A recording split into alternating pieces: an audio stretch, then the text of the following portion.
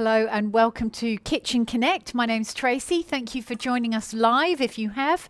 Otherwise, if you're watching on catch up on the Cooks Collective, hope you enjoy this recipe. So today I'm going to be cooking actually somebody else's recipe. This is Belinda Jeffrey's recipe and she taught us this beautiful pie. It's such fun to make this when we went on a food tour to Byron Bay last year, I think. Seems like it's forever ago. The cameraman's nodding. Cameraman's in the background doing all the filming magic, making it all look really good. He can hear you as well. No, he can hear me as well. He can't hear you. I'm doing the wrong thing here. But if you want to ask me any questions as we go through, he will be able to see your questions. So type them in the chat box, or if you're on Facebook, you can perhaps type them into the comments, and we will endeavour to ask your questions as we go along, or just to say hi. It's just really nice to know who's watching us from home or work. Shh, don't tell anyone. So I'm going to start off by cooking the pie, the filling for the pie, because that really should be fairly cold when we put it in the pastry. Just quickly going to sharpen my knife. It's always a good idea to start with a sharp knife, and people often say, how do you sharpen your knife before you cook? Just like that. So literally, I've got a sharp knife. I just want to get the edge just honed back again, and just a couple of little swooshes, because that's a technical term, across the blade, and I've got a beautiful beautiful sharp knife to cut with. So I'm starting off, I've got a pan on ready to heat. This pie is filled with greens, some beautiful herbs, leek instead of onion, which I love, and I'm going to be using 99% of the leek. I just probably don't want that bit. That's it, only because it's a bit tough, but the rest of it I'll trim off the end part. But the rest of it I'm going to use. Leeks are we're filming this in, what month is it? July. Filming this in July, and leeks are so expensive at the moment, so you need to use all of them really. And I'm just going to pop the leeks into my pan to fry. If you don't have leeks, you can do this with red onion, or I reckon you could even get away with some spring onion chopped up with all the greens as well, so you can do that. So this is a great recipe that you can, the recipe's on the Cooks Collective, and you can follow the recipe verbatim if you would like to. Otherwise, start getting a little bit creative, because there's lots of different alternatives that you can do for the filling. Not so much for the pastry. The pastry is the pastry, but it's really quite good because it's very, very versatile. No leek, red onion, brown onion, that's fine, or just some chopped up spring onions in here would be absolutely perfect. At a push, chives, but they're not really going to give you that that really good onion flavour. The pastry, just before I go on, because I'll do the greens now, the pastry is actually an olive oil pastry. So if you're not a pastry person, this is brilliant. It's such fun to make, and it's so forgiving. There's none of this crumbling about. It's a really beautiful stretchy pastry. You can stretch it really thin, and I'm going to show you how to make it once I've got this filling done. Bry's not here today because she's on school holidays. She's not on school holidays, but her son James is on school holidays, so she's not with me today, just in case you're going, where is Bryony? Where is she? She's school holidays with James, probably doing something fantastic midwinter. Yeah, no doubt, doing some craft at home, her favourite thing to do. She might be cooking, who knows. I'm using silver beet for this, and I do like to use a green that has a little bit of texture to it. Silver beet. Kale is also really good. Another one to use is the leaves from the not rhubarb, because they're poisonous. Don't use rhubarb leaves. That would be awful, wouldn't it? It tastes horrible too. From beetroot. Beetroot and rhubarb, similar colour, aren't they? I could be forgiven for getting them muddled up. Now, no, I couldn't. I've kept the stalks. You don't want to throw away the stalks. With kale, the stalks won't be quite as good to cook because they really are very fibrous. But silver beet's absolutely fine. And I know I've probably mentioned this before when we've used silver beet, but my mum always used to say that her mum was a brilliant cook in the war because she used to cook up everything, like no wastage whatsoever. So these turned into like strips like this. This to cook them strips like this in salted water, and they taste a little bit asparagus like. So they'll have it with butter and Parmesan cheese on, a little bit of salt. Absolutely delicious. So I'm going to use the stalks as well as the leaves, because if you take a look at the recipe, it has got about a kilo of greens. I'm actually doing half a recipe here, so I'm doing 2 smaller pies. But a kilo of greens is a lot if you are just, say, using something like spinach. It's a big amount, so we don't really want to have just the leaf. So I want to include some of the stalks, A, because it's good fibre, and B, because we don't waste it. And it's delicious. Why throw them in the bin? They're perfectly all right. A good pinch of salt into this water. I've got about 100 mils, or like half a centimetre of water in there. And this is just to help to get the greens to wilt. So they're going to steam in this water. And I'm going to cut up these silver beet leaves. Just a rough, this is called chiffonade, but this is a really sort of rough chop. So squish them all together. It doesn't matter if they bruise, because they won't really, because they're pretty tough. And those will go into the pan any second now. I just want the stalks to start off just for a couple of minutes before I pop the leaves in, just to get them cooking really nicely before I put the leaves in. Let's quickly go back to our leeks. A little bit of salt and pepper on the leeks. So it's important that you season this all the way along. Not overly seasoned, and there's not quite enough olive oil in there. Leeks are really thirsty, so I think you just got to make sure that you've got enough olive oil in here. No butter to be seen in this recipe, which is very unusual, being a pastry pie. No butter. There is cheese, though. 2 of my favourite things in life, I think. Greens and cheese. And pastry. 3 of my favourite things. What about you, Mr. Cameraman? What are your favourite things? Yes. Sometimes. Most of the time. No, sometimes. Leeks are cooking nice and gently. I don't mind a little bit of colour on them. Like that one's beautiful. It's got a little bit of colour on that. Oh, that's my pie, my first pie. I'm going to put that on for another 10, because that'll be, or 9. I have prepared one earlier, because it does take 35 to 45 minutes in the oven. So I didn't think that you'd want to hang around for that long. Back to the leeks. Seasoning the leeks, they are a little bit thirsty. Olive oil, I'm using the Cobram Estate olive oil. I'm using the Murray River salt flakes, all our favourite things. I won't put the cameraman in because he's needed. So I love it when people say, I'm having such and such for dinner. I'm having Anthony round for dinner tonight. Oh no, I'm having Anthony for dinner tonight. That's what my mum says. It's so sweet. And I'm like, oh, I hope they're tasty. But you say, I'm having Anthony round to my house for dinner tonight, perhaps, rather than just having Anthony for dinner. But I just thought of that because I think that's quite funny. Maybe not funny to anyone else. Question, we have a question. Oh, did I put salt in? I did, didn't I? You did. Yep. Not so much a question, it's just Natalie saying she always learns something from watching these classes. Oh, thanks, Natalie. And also, Dale will be cooking this for dinner tonight. Oh, gosh, Dale, I better do a good job then. Someone's really cooking it. Okay. You'll love it. You'll love it, love it, love it. Okay, on goes the lid. I've got this on a medium heat. I'm just going to pop the little timer on for about 3 minutes or so. 1, 2, 3, just like that, so I remember it. I've turned the leeks down. So we just want, oh, I need those over here. Just want to make sure that the leeks are just softened. They're going to cook inside the pie as well, but it's always a good idea. Anything sort of, onion or leek, to just give that a little fry first. So that's really nice. That's ready to go. I did turn that off, didn't I? Yes.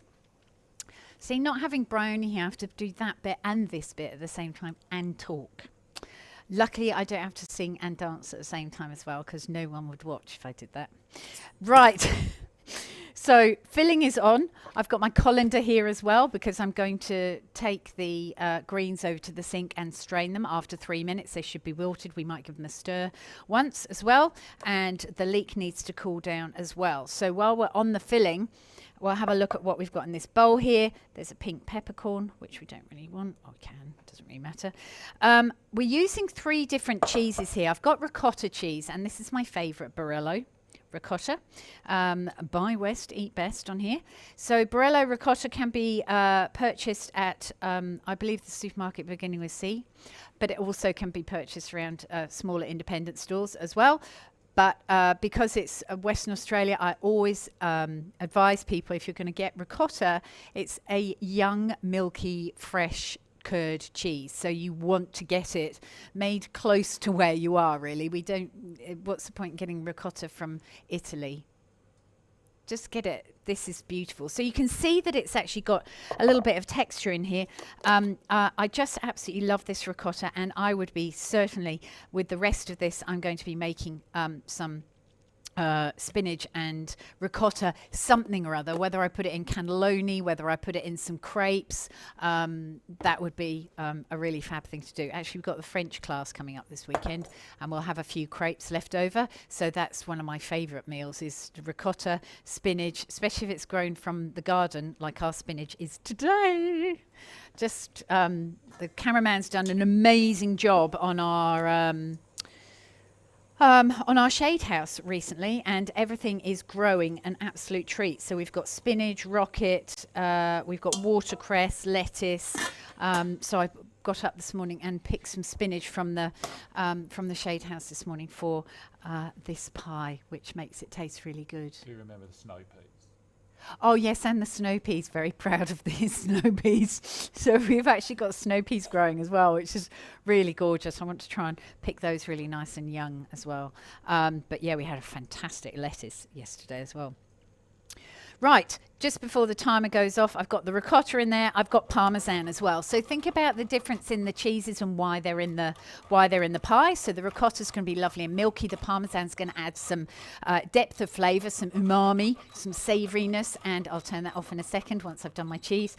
And it will add some saltiness to this pie as well. Having said that, because the pie is full of greens, we definitely need to make sure that the greens are well seasoned as well. So you can see that the greens there are nice and wilted and cooked. And there again, they're going to be in the pie for another 3/4 of an hour, cooking in the oven. So you don't really want to cook them for, 45 minutes or whatever. In here, just a couple of minutes will be enough. And just getting all of those out of the pan so that we're not wasting one single mouthful. Because when you grow them yourself as well, or you just really want to use every single little bit, because you don't want to waste a thing. So I'll just leave that on the draining board to drain, and then we'll come back and squeeze all of that out. Ricotta, I've got an egg in there as well, and of course we're using the Charcoal Springs eggs, our faves, absolutely love them. In goes the cheese, and the final cheese that I've got, I must tell you about the parmesan as well, and the final cheese I've got is a marinated goat's cheese. Meredith Dairy does a fantastic one, and I think there's a few around the traps now, but this is an absolutely gorgeous cheese. But I had a brilliant idea. So, I said that we were having our French class on. Well, I just opened the fridge, because Bryony's already got this organised, because sometimes they're a little hard to find. And I just thought, oh my gosh, imagine if that cheese, Boursin, was in here instead of the goat's cheese, or instead of the ricotta. So you can play around with the cheeses. It'd be fantastic with a blue cheese, just even blue Castello in there. Oh my gosh, absolutely delicious. So play around with the cheese. You could put mozzarella in there, like the little mozzarella balls would be really super lovely. I can just smell the pie. It's a really good idea to trust this alarm on your face, because when you start to smell things, it usually indicates that they're just about ready. Right, into here as well, I am going to be putting some herbs. Here we are. I wish I could say that they're all from the Shade House. No, they're not. But I have got some fresh mint here, and I'm just going to take the leaves off. Taking the soft leaves off stalks backwards is the easiest way to go, unless it's really curled round like that, and then it's really hard to do that. But if you pull the leaves off backwards, and I just pinch the tops off, so we don't really want the big chunky stalks because they can be quite woody. And I like this spearmint, and I always remember it's spearmint because it's got a pointy bit up there, spearmint, like a spear. It's my favourite mint, I think. I really, really love it. Quite hard to grow, actually, as in find the seeds for spearmint. You can find common mint seeds, but not spearmint seeds. We've got dill as well, which is one of my favourite ones. You know how smells remind you of things? It always reminds me of Mustard Catering and working in that big kitchen and doing all the lovely outside catering jobs when I was younger. In my younger years. Long time ago. Well, glad I didn't hear that, because that could be really offensive, couldn't it, really? But do you know, it doesn't matter, does it? Actually, I'm 56 on Saturday. A few days' time. In go my herbs.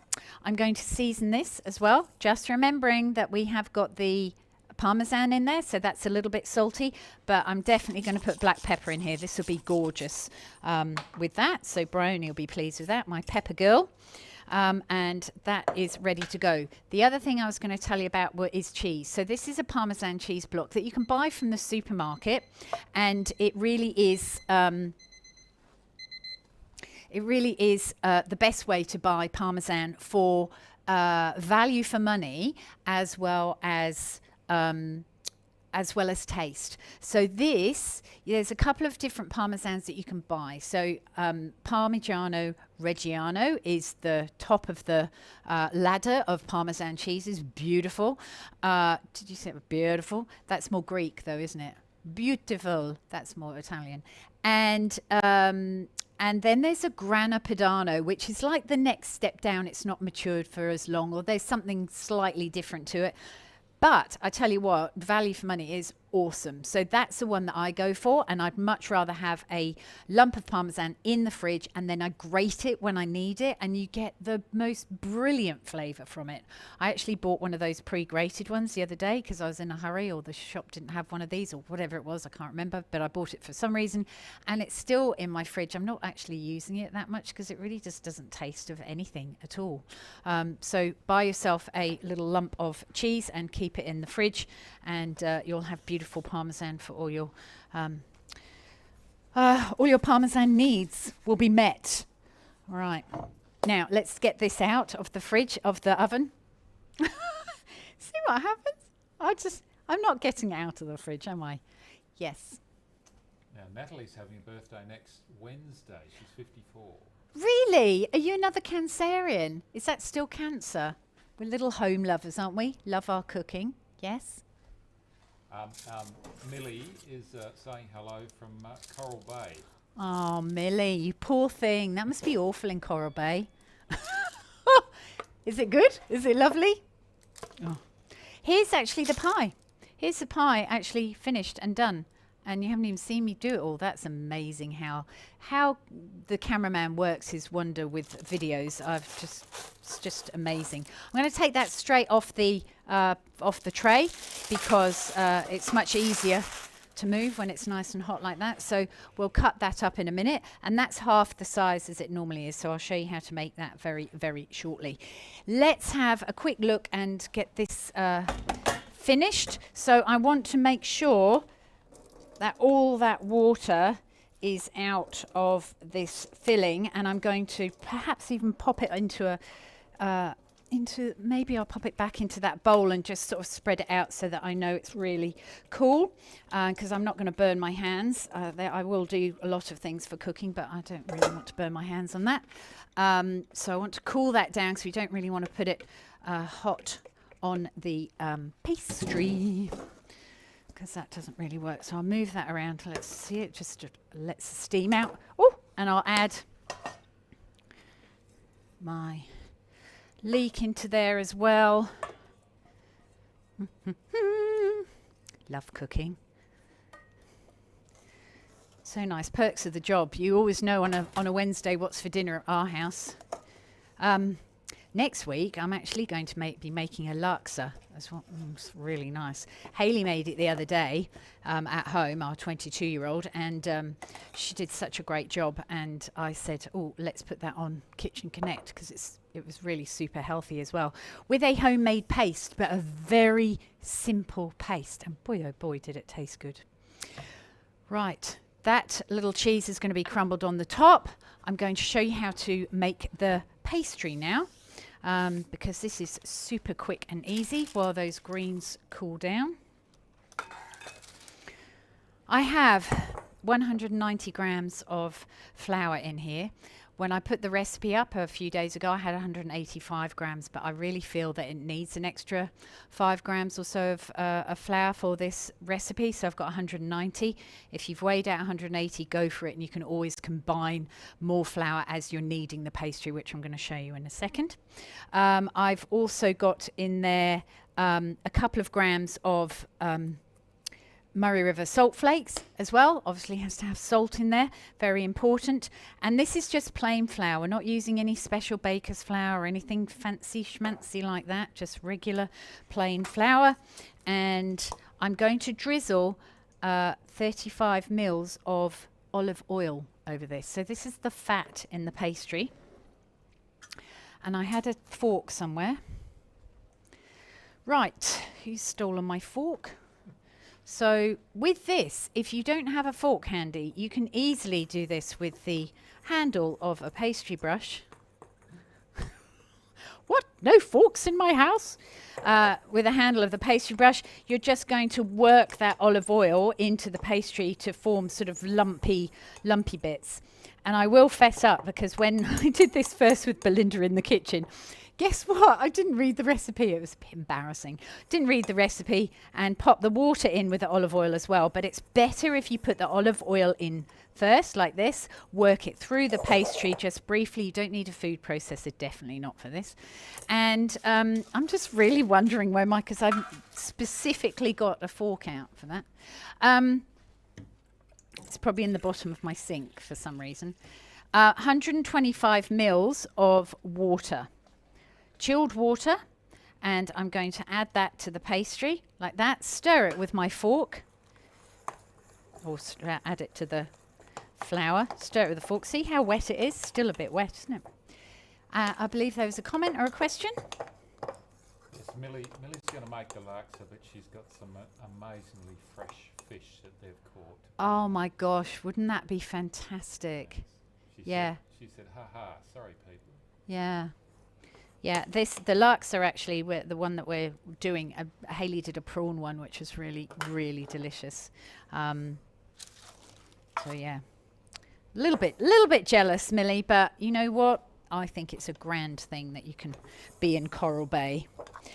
Okay, now this is quite wet at the moment. You can see, and there's still like lumps of olive oil in it. Do not fear. Let's pop some flour on here, so it is fairly forgiving like this, not quite as tricky as short crust pastry. And what I'm going to do with this is using very light fingers, because with dough like this, if you use light fingers, I'm going to had that all ready on 3 minutes, and then I hit the wrong button. So I'm going to knead this for about 3 or 4 minutes, and you can see at the moment I can just pull this pastry apart. There's no gluten formed in this pastry whatsoever. It takes movement of the pastry, stretching of the pastry to actually form the gluten. Natalie said that she's made some sourdough watching our videos, or the videos that are on the Cooks Collective, and said they went really well. Excellent. Goodo. Actually, someone was asking me about Lockie's video earlier today via email, so we've got to make sure that that's up. I think some of them moving from the old site to the new site haven't actually been put up, so I do apologise for that, but it will definitely be up there. Just going to wash my hands, because I always find if I've got dough actually on my hands, the dough of the pastry will actually stick to me even more. So dry hands is a good idea. And as I said, a nice soft, light movement, almost like not touching the pastry too much. So I'm going to just keep it moving. So basically what I'm doing is I'm pulling the pastry towards me, like stretching it in half like that. So it goes, hello, hello, Tracy, like that. I'm watching you now, Anthony. Sorry, hello, Tracy. oh, No. Like that. Hello, Tracy. Like that. But oh no, you don't even want me to do that. It just makes people remember, hello, whoever you are. It's not as fun, is it? And then using the heel of your hand, you push the pastry away, quarter of a turn back, do the same thing. So you get in this beautiful sort of rhythmic dance with your pastry, and you can see how far I'm pushing it on the bench. But the faster you get, it starts to come together, the pastry, and it's still quite wet, but it's not really as sticky. We'll probably use up the rest of the flour just so we can clean the table, but it will definitely not affect this pastry quite so much as if you were making short crust pastry, which you mustn't need. If you did this to short crust pastry, you would have cardboard pastry, not what we're after. But this pastry, you've got to activate the gluten to allow the pastry to be rolled really thin and stretched even thinner over the top to create those beautiful little folds of pastry there. So 3 minutes. I've got 15 seconds for 3 to 4 minutes, and it does depend. If you're a kneader like this, it's going to take you about 45 minutes to get the gluten going. But if you really sort of almost like exaggerate it, as if you go, oh, it's going to look a bit silly, or am I doing it wrong? But just exaggerate it like this, and you'll find that your pastry will, or the dough, I should really call it a dough actually, the dough will really start to become very stretchy and smooth and glutinous, which is exactly what we want. So you can see now it's really quite stretchy, and because this pastry is lovely and wet, we may be able to do a bit of a window pane. Not quite there for the window pane, so if we carry on kneading for another minute, we'll probably get there. And the window pane is actually used more in bread making, because there's not many pastries that you activate the gluten in them like this one. It's a bit crazy, isn't it? It sort of seems the wrong way to do it. But because it's like this, you can pop it into a food mixer. You don't have to do this. But I always think if you extend a little bit of energy before you eat dinner, then you can perhaps have a little slightly larger slice. Don't you think? Because it's delicious. So, filling in time. Any questions? Any questions, anyone? Well, Dale said such good lessons here. Thanks, Dale. Smooth as a baby's bottom. Absolutely glorious. So nice and stretchy. I could try and do the window pane again, just being very gentle. And basically window pane means that you can sort of see your hands through. You can almost see the fingers through the other side. So that's pretty good. I'm pretty happy with that. That is definitely stretched enough. So this is the full pastry recipe, and what we want to do is, once you've done that pastry like that, you need a piece of Glad wrap that I've just thrown. Oh, I know what I can do. Piece of Glad wrap to pop it in the fridge.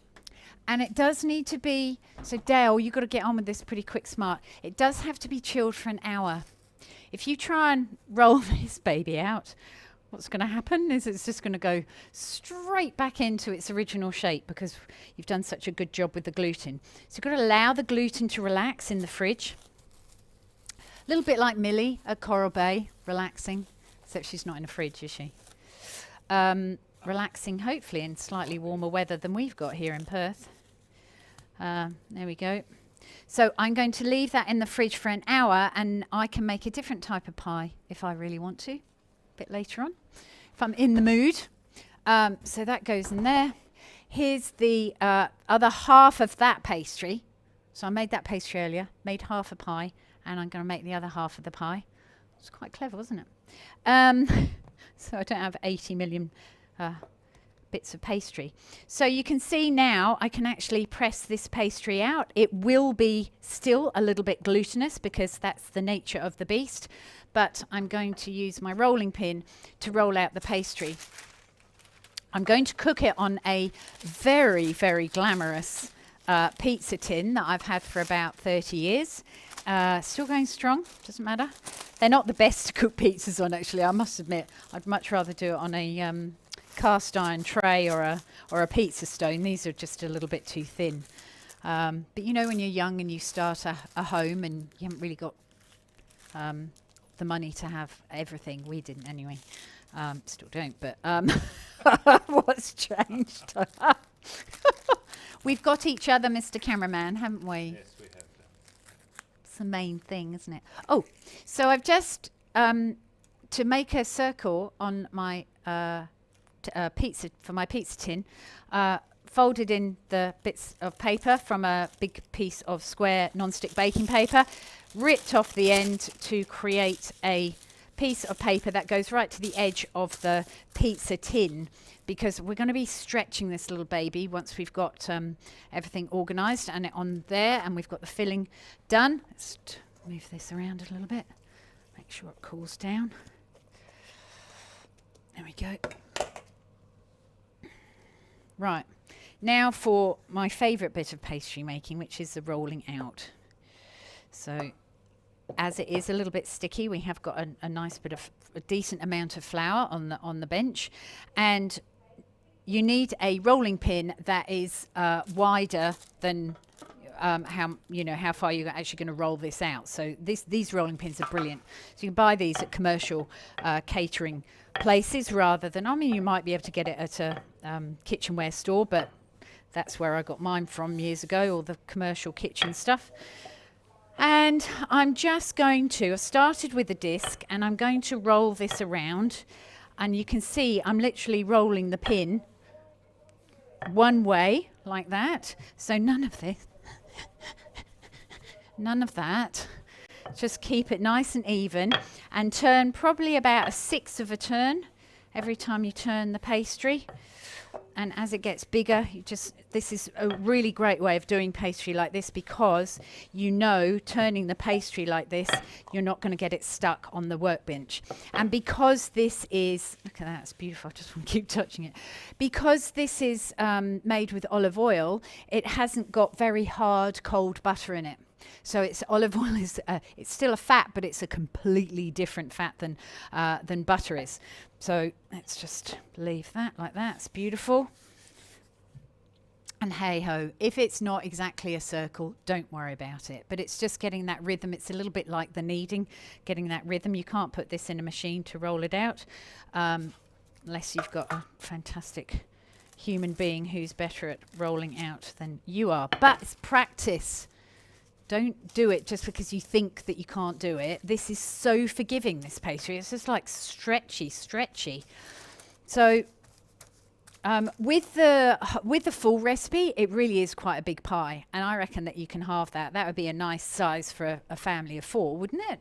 If you do it with a roast chicken or a big salad, or I don't know, whatever else you want to actually put that with. I think that's a really nice, a really good size. Right. Let's get on to this. Just going to make sure that we don't want this wet and like seeping through the pastry, because that is not a good look. I must remember to do this as well, because that's really nice next to that. Let's just remember to put that there. And we're going to mix this together now. So it's warm, and that's absolutely perfect. I'm just going to take out just a touch more water, because I only did it with that with the tongs over the sink. So I'm just seeing where you can actually see that amount of water coming out of that. Can you see how much water is still coming out of that, especially the spinach it will be? So we definitely don't want to have all that water in the pie. So now it's cold, it's much easier to squeeze out the water. So that was a good call. Good call, Trace. Thanks, Trace. Good. Right. Wash hands. You've got to encourage yourself, really, haven't you? Don't you think sometimes when no one else is encouraging you? Yes. Dale says, great to learn this pastry technique. So often I cheat and use frozen sheets. Ah, yeah. Well, excuse me, I'm just doing that because there's some slippery stuff on the floor and I might have just disappeared very easily. Definitely, Dale, this is something that can be, it's not a pastry that can be used for like a quiche because it won't actually hold it in. It would all probably run out. But for something like this, or you could do roasted vegetables and pop mozzarella through it. That would be the other idea that I had, like Mediterranean style vegetables, capsicum, zucchini, eggplant. That would be a really nice thing to pop in there. A bit of red onion as well, or roasted in the oven. Put it in there. Put bits of mozzarella in, and I'll show you how to. I just don't want to do that with my hands. So we're going to mix all of this around. So it's got a little bit of egg in there to bind it all together as well, and that beautiful ricotta. But you can see how different cheeses would go really beautifully in this as well. Absolutely. It smells fab. Mint, dill, parsley. Absolutely gorgeous combination. So this is sort of like perhaps a little bit of a zhuzhed up spanakopita filling. You know, the Greek phyllo pastry triangles. That's how you make them, if you didn't know. And it's, you know, you could definitely use that as a filling. It's very, very delicious. Actually, this would be quite nice with fish. Like a nice sort of pan-fried fillet of fish with the dill in here as well. What about pesto? Pesto, you could definitely put pesto in here. You could put, I would put pesto not necessarily in here, but I would put it in with the Mediterranean style vegetables. Yes, yes, definitely. I think I'm going to do a recipe coming up with a walnut pesto, actually, with some salmon. I thought I'd do it. I love pesto. I think it's a very, very easy thing to sort of have to zhuzh something up really nicely. It's just, I don't know what another word for zhuzh is. Been using zhuzh for so many years now. Can't think of smarten it up, make it more exciting. And then on the top goes this lovely goat's cheese, a marinated goat's cheese, which will then just sort of sink into this gorgeous mixture as it cooks. Wash my hands again. The oven is on at 200, just to let you know. Now this is the fun bit, because we start stretching the pastry out. I'm in a bit of a mess, aren't I? If Bri was here, she would have probably tied it up. And what you do is you take the pastry like this and you pull it out like that. You can do this all the way around. Look at that stretch. Who would have thought in a million years that would have done that? Isn't it brilliant? Are you getting excited, Dale? Because it just won't rip, because you've created all that gluten in the pastry, so it won't rip. And then we're just going to pull this in, and quite honestly, it doesn't really have to be anything fancy schmancy at all. You just pull it in and just sort of make it drape. I was thinking of curtain making, or if you're a dressmaker, you could probably do this quite well. So just sort of drape it as it comes in. If you get any areas that don't look particularly attractive, then you re-drape it. So it just like that. And what I did was I just see how that bit's not draped up enough. So I'll up drape that bit. I think that's a technical term there for that. And just make it a little bit smart around the edges like that. A little bit of cobram extra virgin olive oil over there. And my fork that is now doubling up as a pastry brush. We'll just brush that a little bit over this pastry.